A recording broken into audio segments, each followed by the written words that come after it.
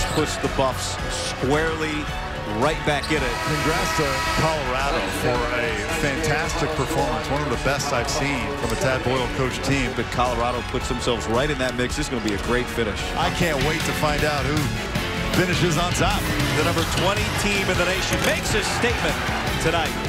Tell you guys all the time, we do this for former players.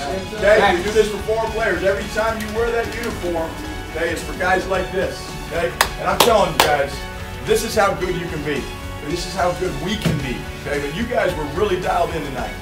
Defensively, took care of the ball. We're a tougher team. That's what we got to do. One, we don't worry about anything else other than winning the next game. Okay, that's going to be Cal on Thursday. We got to be ready to go. All right, road, home, doesn't matter. Okay, but defense and rebounding travels, and you guys proved that tonight. Really proud of it.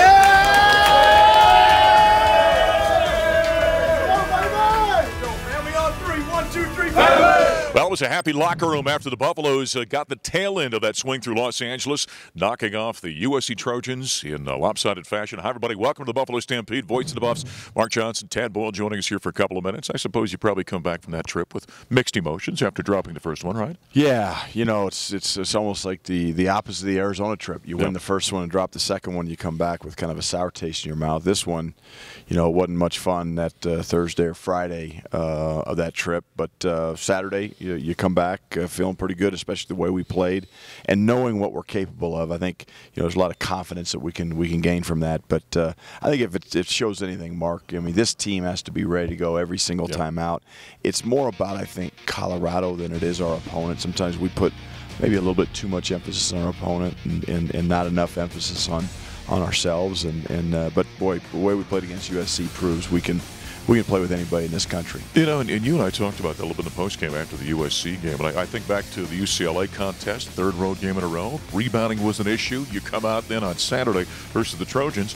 You're sharp, energetic, and like you said, when you play that way, you know, there might not be many better teams in the country than the Buffaloes. Yeah, and you know, the way we went after rebounds, and more so our guards. You know, we expect Tyler to do it and Evan to do it, and those guys are battling. But you know, when Lucas is going after them, and McKinley and Deshaun, and you know, Dalen and Eli, all those guys, that's when we're at our best. When we got five guys kind of gang rebounding, if you will.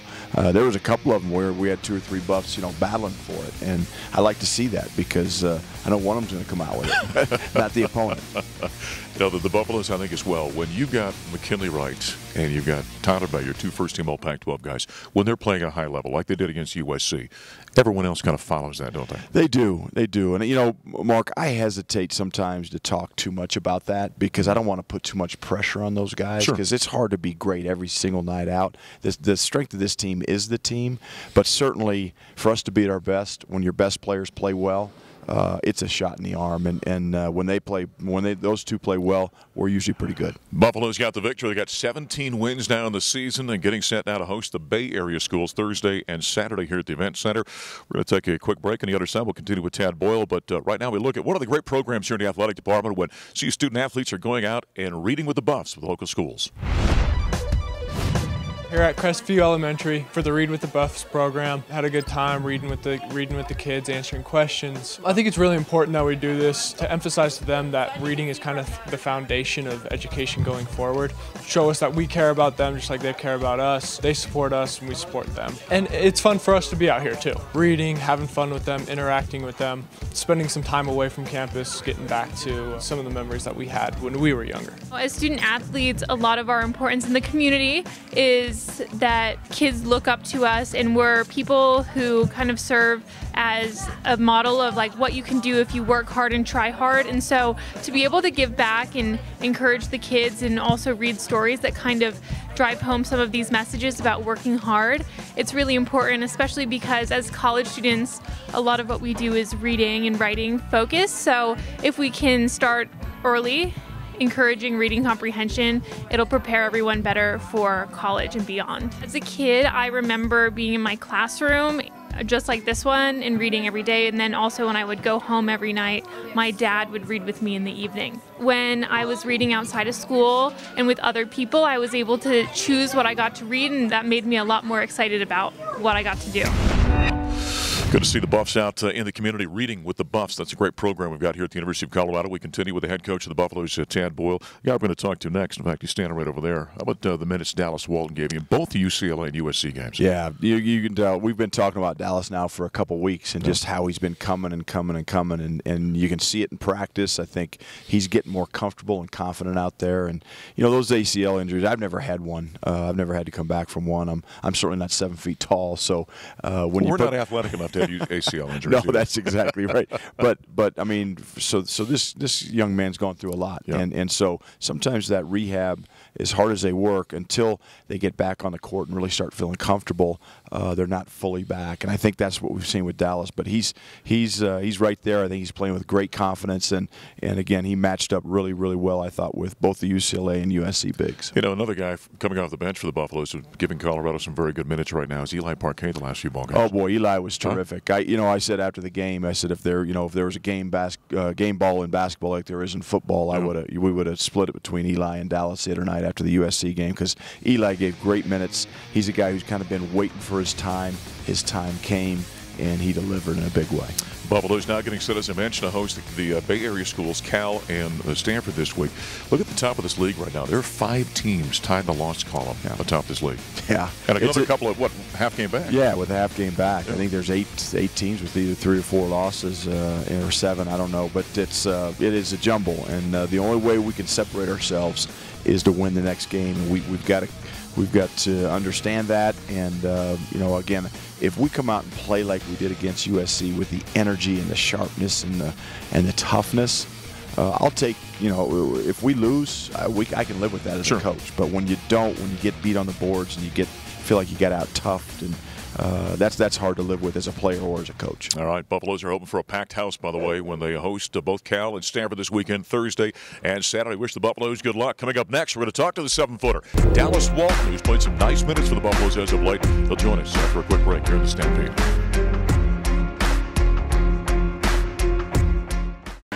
But not a lot of threes. Here's McKinley right in the open floor. Right. Schwartz. Aerial attack with the left. And the largest lead of the night for the Buffs. Brings a timeout from USC. UW was one of them.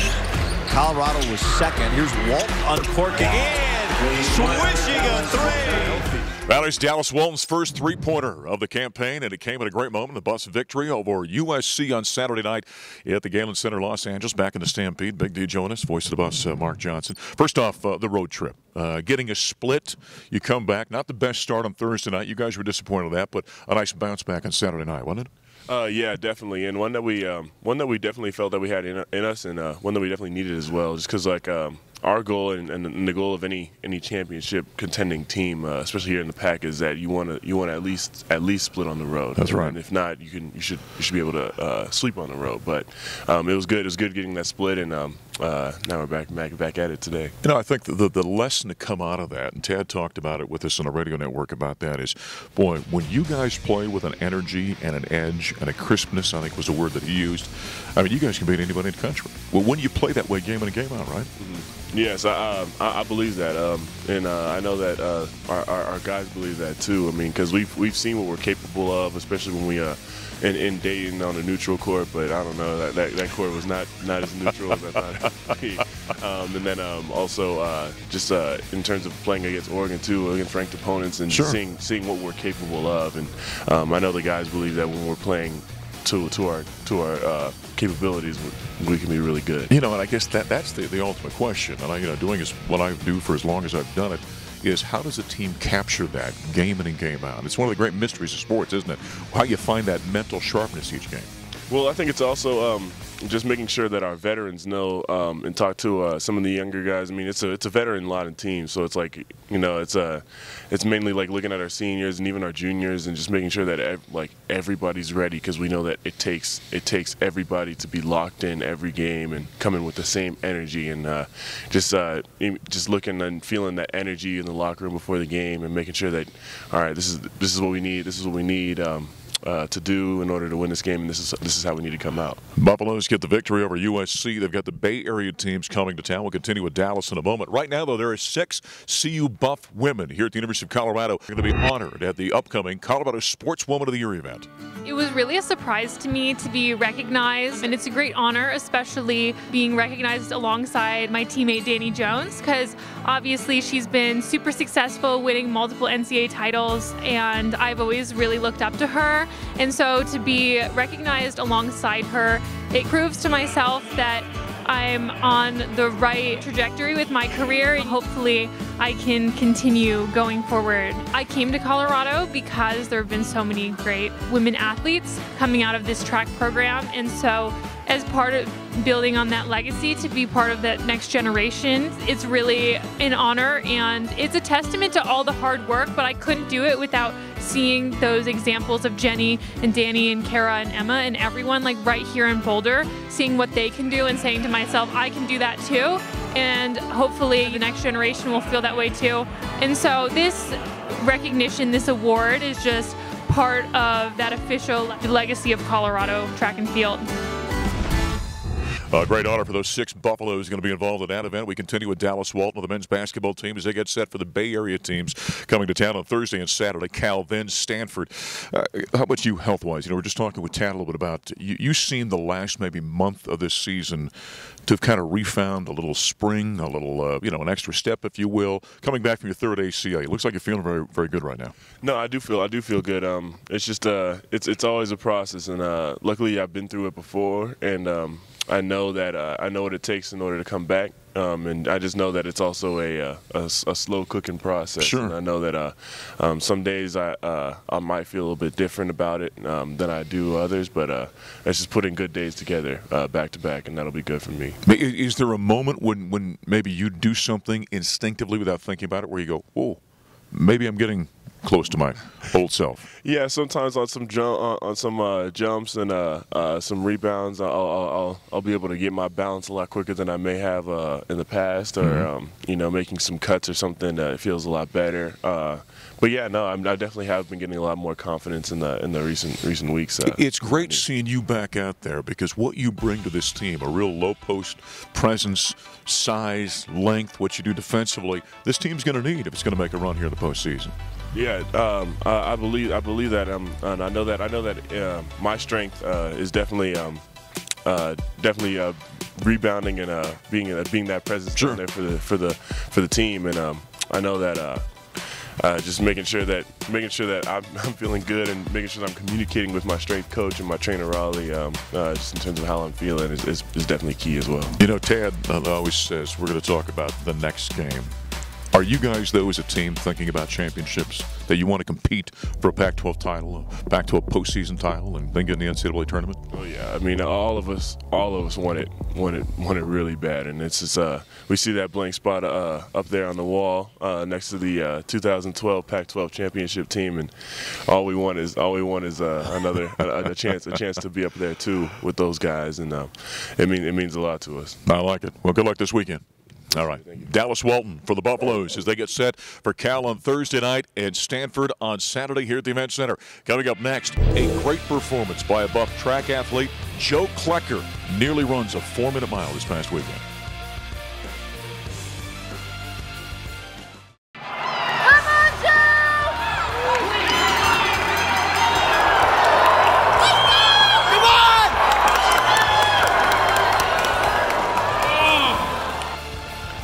Well, there's a great shot of Joe Klecker finishing the fastest mile on Colorado soil in history. Back in the Stampede, voice of the Buffs, Mark Johnson. Joe Klecker, he ran a 4:01 during the Colorado Invitational this past weekend here in Boulder, Colorado. Congratulations. I mean, what a great feather in your cap. Thank you. Yeah. It was kind of funny. You walk up here, and Derek Swanson, who produces our program, looked at you and said, he's a runner as well. You were so close to running a 4-minute mile. But take us through the race. And you give us a thought or two on your effort. Yeah, so going into this race, the goal was to break 4 minutes. Right. No one's ever done that in Colorado. And we had a pacer set up to take me through about halfway of the race on pace at 2 minutes through 800. And I went through right about 2 minutes, so I was on pace to do it. And just over the last 800 running by myself, I just didn't wasn't able to pick it up enough to get under 4 minutes. As you're kind of coming to the end, did you know you were very close? Yeah, I could see every split, and I knew I had to be basically every 100 meters, you're a multiple of 15. So you see the clock, and you kind of do the math in your head. So when you cross at 4:01, are you happy or are you disappointed? If you had told me before the race I was going to run 4:01, I would have been pretty upset. But knowing how hard I went and the effort I gave, I don't know where I could have picked up a second in that race because I pushed myself as hard as I could the whole way. I once talked to a long-distance great runner, Dick Beardsley, one time who came very close in a race like that. They asked him about being disappointed at the end. And he said when you run distance and you're that close, it's hard to be terribly disappointed about it because it is such a long race. Yeah, and especially too up here at altitude, and it's pretty much a time trial running by myself out there, and it's, if you push yourself as hard as you can go, you can't ask for much more. What was it about this race? You said this is when you kind of looked at it and said, okay, we might be able to run a 4-minute mile here. What was it about this one? Yeah, so I've run under 4 minutes in the mile down at sea level, yeah. But I always wanted to do it in Colorado and show that it could be done here, because the fastest time ever run before today was 4:01.2. So one, I wanted to get the state record, and one, I wanted to show people it could be done up here, but I guess I'll have to wait till a later race. All right. So got that carrot out in front of them, as it were. Great Colorado Invitational for the track team. And by the way, a lot of great performances, including one in the pentathlon by Avery McMullen. We had a tremendous time on Thursday at the pentathlon competition at the University of Colorado. Freshman Avery McMullen broke the facility record. She's now ranked 5th in the nation, and she's the #1 freshman after scoring 3,914 points. It's particularly interesting because she is a freshman. She hasn't been doing this event for very long, and she's PR'd in nearly every single event coming here, and not just by a normal, typical amount, by an absolutely extraordinary amount. I was really excited to compete against my teammate Carly because she pushed me for each event, and she really helped me focus, and then I was just excited to go out there and try to get my PRs. I've been doing it since about sophomore year, but this is the first time with real elite competition. I wasn't too surprised with the marks because I feel like I've been hitting it at practice, and we've been working on this for all season, and I was so excited just to show that I could do it in the actual meet. The indoor pentathlon is probably my favorite event to do just because the 60-meter hurdles, I love high jump and long jump. And I'm super excited to compete against people on the Pac-12 for the first time. Yeah, it certainly was a great weekend for the Colorado track team there in the Colorado Invitational. As we continue here with Joe Klecker, we mentioned off the top you run a 4:01 mile. There's a conversion. Take us through that for folks that don't follow track, what that all means and what it looks like. Yeah, so for NCAA qualifying purposes, they give you a conversion for running at altitude, and for the mile, it's around 6 seconds. They have this complicated equation that figures it out. So running 4:01 up here would convert to, by their equation, about a 3:55 mile at sea level. Okay, and that's one of the top 2 or 3 in the country so far, right? Yeah, right now it's #1 in the country. Oh, #1 in the country. Yeah. Fantastic. All right, as you look, already got a strong start to this spring season. Kind of project yourself out. You feel really good about where you're at in your senior year? Yeah, I do. 3 years ago, I ran the mile up here, and I ran 4:01.7, and so to be faster than that, and I had a great season 3 years ago, so to start out faster than I was 3 years ago, I know that I'm set up well. Yeah. Is the mile your best? What do you consider your best event? No, I think my best event is probably the 3,000 or the 5,000, but focusing on those shorter distances, I think really helps you in the late stages of those longer races. There was another great performance, by the way, another great runner for the Buffaloes. Danny Jones broke the 1978 record of Mary Decker in the 800 meter. Comment or two about that.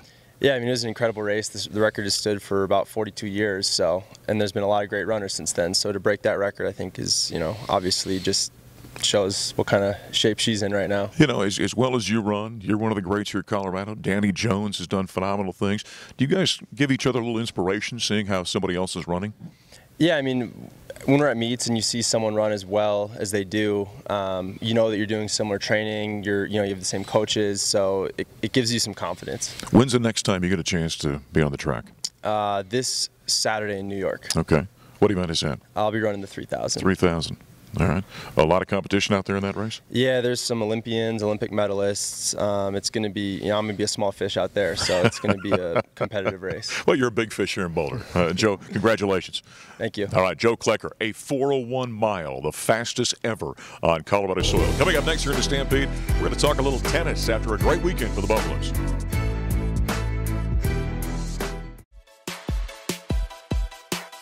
I've said from jump, I think Oregon's the best team in America. They played like it. I thought with the exception of the first quarter, I thought we competed. We stayed together. There was a moment early in or midway through the first where we started to really hang our heads pretty quick, and we started to kind of go into ourselves, and some of our upperclassmen brought us back together. We stayed together. We obviously competed on the glass very well. I thought we got great looks. You know, a lot of layups, a lot of good three-point shot attempt looks. We just didn't knock them down, you know, the way we needed to. But there's some really good things that we could take from this game, even though the score is awful and all of that. There's things that we can take that were good and areas that we can get better. That was a tough weekend for the Colorado women's basketball team. They got swept by a couple of top 10 teams in the Oregon schools. Now J.R. Payne and company getting ready to go back on the road. They'll be at the Washington schools this week, Friday and Sunday. Back in the Stampede. Time to talk a little tennis. And Kai Ekton from the Buffs tennis team joining us. What a great start to the season you guys have had.